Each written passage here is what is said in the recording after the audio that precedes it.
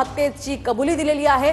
दरम्यान यामध्ये आता हळूहळू सगळ्यांचे जबाब घेतले जातात आणि यामध्ये महत्त्वाचं म्हणजे आवादा प्रकल्प जी कंपनी आहे त्या कंपनीकडून खंडणी खरं तर हे सगळे मागत होते आणि खंडणी मागत असताना आवादा एनर्जी प्रकल्पावरील ऑफिस बॉयनं आता हा जबाब दिलेला आहे। अधिकची माहिती आपण जाणून घेऊयात आमचे प्रतिनिधी दत्ता कनवटे यांच्याकडून। दत्ता, काय सांगाल सध्या या कंपनीच्या ऑफिस बॉयचा जबाब TV9 मराठीच्या हाती आलाय, नेमकं त्यांना जबाबात काय म्हटलंय? नक्कीच मोहिनी, आता या संपूर्ण प्रकरणातले जबाब समोर यायला लागलेत। पोलिसांनी अर्थात CID कडून वेगवेगळ्या व्यक्तींचे जबाब घेण्यात आले होते, त्यामध्ये आरोपींचे जबाब होते, त्याचबरोबर साक्षीदारांचे सुद्धा जबाब होते। त्यातला एका साक्षीदाराचा अत्यंत महत्त्वपूर्ण जबाब समोर आलेला आहे, ज्यात साक्षीदाराचं नाव आहे अमोल देशमुख। तो 39 वर्षाचा आहे आणि त्याने CID समोर जबाब दिला होता।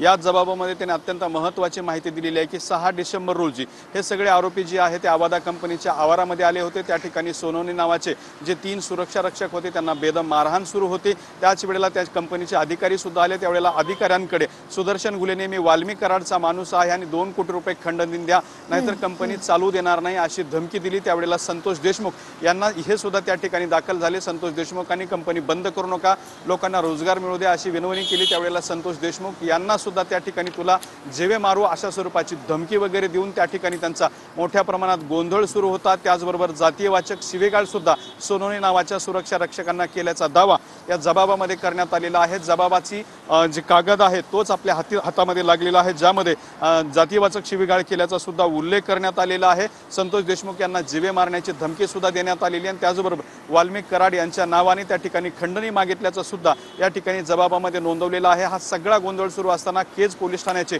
पोलीस त्या ठिकाणी दाखल झाले आणि ते आरोपींना घेऊन गेले असं सुद्धा या ठिकाणी या जबाबात म्हणण्यात आलेलं आहे। त्यामुळे हा जो काही प्रकार झाला, खंडणी मागण्याचा प्रकार झाला किंवा अॅट्रॉसिटीचा जो काही प्रकार झाला, तो संपूर्ण प्रकार या जबाबाच्या माध्यमातून समोर आलेला आहे। आणि या संपूर्ण प्रकरणाचा वाल्मी कराड हा मास्टरमाइंड होता, तर गँग प्रमुख हा सुदर्शन घुले होता, हे सुद्धा स्पष्ट झालेलं आहे। या संदर्भातले जे काही जबाब समोर येतात त्यातला हा एक अत्यंत महत्त्वाचा जबाब आहे मोहिनी। जबाबामधून सगळा घटनाक्रम समोर आलेला आहे। नक्कीच दत्ता, तुम्ही असेच आपल्या सोबत राहा। ऑफिस बॉयनं जो जबाब दिलेला आहे तो TV9च्या हाती लागलेला आहे। त्याने नेमकं काय म्हटलेलं आहे या जबाबामध्ये आपण ऐकूयात। मी अमोल रमेशराव देशमुख, वय वर्ष, काय म्हटलेलं आहे या जबाबामध्ये आपण ऐकूयात। मी अमोल रमेशराव देशमुख, वय वर्ष 39 वर्ष, व्यवसाय आवादा कंपनीमध्ये ऑफिस बॉय, राहणारा मस्साजोग, तालुका केज, जिल्हा बीड, समक्ष शासकीय विश्रामगृह केज इथे हजर येऊन जबाब देतोय की मी वरील ठिकाणी आई वडील, पत्नी सुजाता आणि 2 मुलांसह राहतो।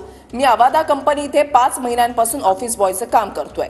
दिनांक 6/12/2024 रोजी मी ऑफिसमध्ये कर्तव्यावर हजर असताना दुपारी 12:30 वाजताच्या सुमारास कंपनीच्या गेटवर गोंधळ ऐकू आला। त्यामुळे मी गेटवर गेलो असता त्या ठिकाणी सुदर्शन घुले, प्रतीक घुले, सुधीर सांगळे आणि एक अनोळखी व्यक्ती हे गेटवरील सुरक्षा रक्षक अशोक सोनवणे, अमरदीप सोनवणे आणि भैयासाहेब सोनवणे यांना जातीवाचक शिवीगाळ करून त्यांना मारहाण करत होते।